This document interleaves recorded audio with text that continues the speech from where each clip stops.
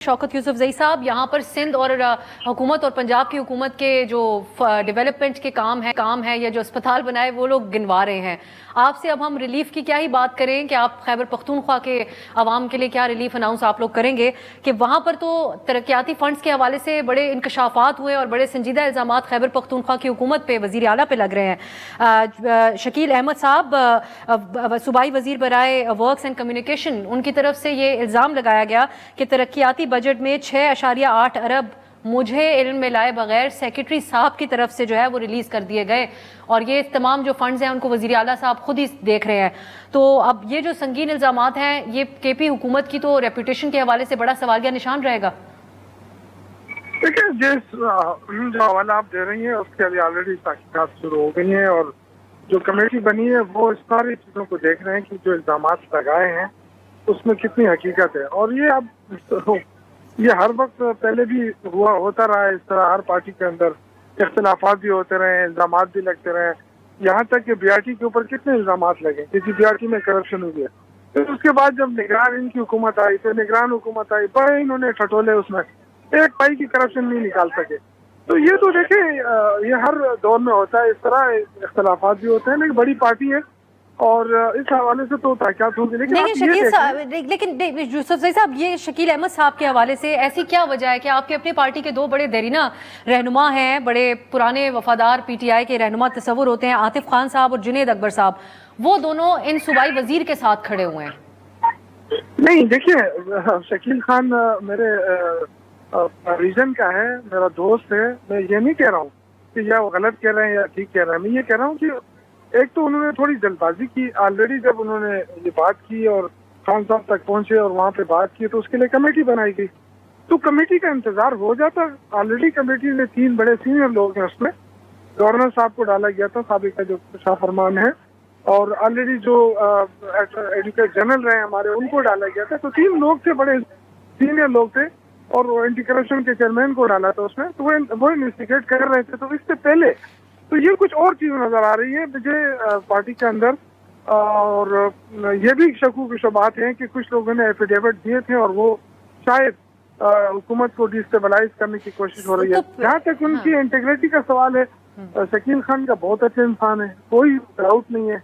लेकिन देखें, अली अमीन गंडापुर बहुत कम अरसा हुआ है और उस कम अरसे में उन्होंने एक तरफ जो वफाकी हुकूमत है, मुखालिफ हुकूमत है, उन्होंने फंड रोके हुए हैं। अब शौकत साहब, जो आप शकील अहमद साहब की बात कर रहे हैं, आपके भी वो पुराने साथी हैं और आतिफ खान साहब भी इसी बेसिस पे बात कर रहे हैं कि हम साथ रहे असेंबली में, हमने इनको इस किस्म की बेईमानी करते हुए, वो उनके अल्फाज है कि वो नहीं समझते कि उन्होंने किया होगा।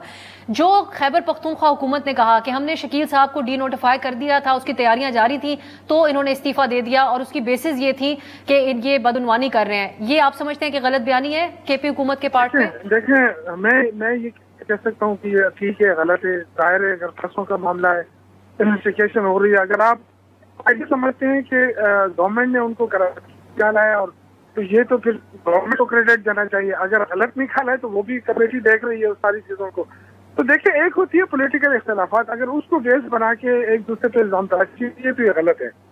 और अगर हकीकत है तो सामने आ जाएगी दोनों तरफ से। अगर ये आप देखें ना कि अगर गवर्नमेंट ये कह रही है कि जी वो करप्शन में मुलविस थे और हमने उनको निकाला है, तो ये तो फिर गवर्नमेंट को क्रेडिट होता है ना कि अपने बंदे को निकाल दिया। तो मैं ये कह रहा हूँ कि देखिए, तो इस पे थोड़ी सी इन्वेस्टिगेशन करनी पड़ेगी क्योंकि दोनों तरफ से। एक और चीज भी मैं शौकत साहब आपसे पूछूंगी, वैसे हम जानते हैं आप बैरून मुल्क में हैं, बहुत सी चीजें यहाँ पर हो रही हैं, अगर आपके पास इसकी हो इन्फॉर्मेशन। जुनेद अकबर साहब ने जो इसके ऊपर तनकीद आतिफ खान साहब ने की और जुनेद अकबर साहब फोकल पर्सन थे वजीर आला साहब के, उनको भी हटा दिया गया उहदे से। चल क्या रहा है इस वक्त खैबर पख्तूनख्वा में? मैं ये कह रहा हूँ कि देखिए, ये थोड़ी बहुत पार्टी के अंदर इख्तिलाफात का नतीजा है और वो इंशाल्लाह ताला ठीक हो रहे हैं। उसके लिए कमेटी बन गई है। अंदरूनी जो है वो इख्तिलाफात है वो मीडिया के ऊपर तो नहीं लाए जा सकते, लेकिन बदकिस्मती है ये कि इन चीजों को मीडिया के ऊपर लाया गया। और चूंकि उसमें बैन वजह ये है, अरबों रुपए के अली अमीन गंडापुर जो है बड़े मतलब समझदार है, लेकिन उनसे एक गलती जरूर हुई है कि उन्होंने अपने सीनियर्स को नजरअंदाज किया है। اگر وہ سینئر کو اپنے کیبنٹ کے اندر انوالو کر دیتے تو شاید یہ مسئلے نہ ہوتے، کیونکہ یہ ایشوز تو ہر وقت آتے ہیں. آپ کو پتہ ہے محمود خان کے دور میں بھی ایک گروپ بنا تھا ان کے خلاف، اسی طرح پرویز خٹک کے دور میں بھی بنا تھا، لیکن سینئر لوگ تھے وہ اس کو ہینڈل کر لیتے تھے. سینئر لوگوں سے مراد اگر شوکت صاحب آپ کچھ نام لے لیں، ہم پھر آگے کامنٹ لیں گے رانا صاحب کا. سینئر لوگ جیسے تیمور جھگڑا ہے اور اس طرح کے بہت سارے لوگ ہیں، اگر 2-3-4 کو بھی ایڈوائزر بنا دیا جاتا تو چونکہ زیادہ تر لوگ نئے ہیں، ایم پی ایس بھی نئے ہیں، ان کو پتہ ہی نہیں ہے کہ کیا کرنا کیا ہے. ظاہر ہے وہ ایک دم شروع ہو جاتے ہیں کہ ہمیں تو کچھ نہیں ملا ہے، ہمیں تو یہ ہو رہا ہے ہمارے حلقوں میں. تو ایک طرف یہ ایشو ہے، دوسری طرف وفاقی حکومت جو کچھ کر رہی ہے 1600 ارب روپے اس نے پکڑے ہوئے ہیں صوبے کے. تو اگر وہ ہمیں دے دیتے تو اگر پنجاب حکومت اگر وہ کر رہی ہے اپنے لوگوں کو ریلیف دے رہی ہے، اور اس لیے دے رہی ہے کہ کیونکہ وہ پنجاب اور وہاں سے ایکسپیکٹ کرتی ہے کہ وہاں سے ہمیں ووٹ مل جائیں گے.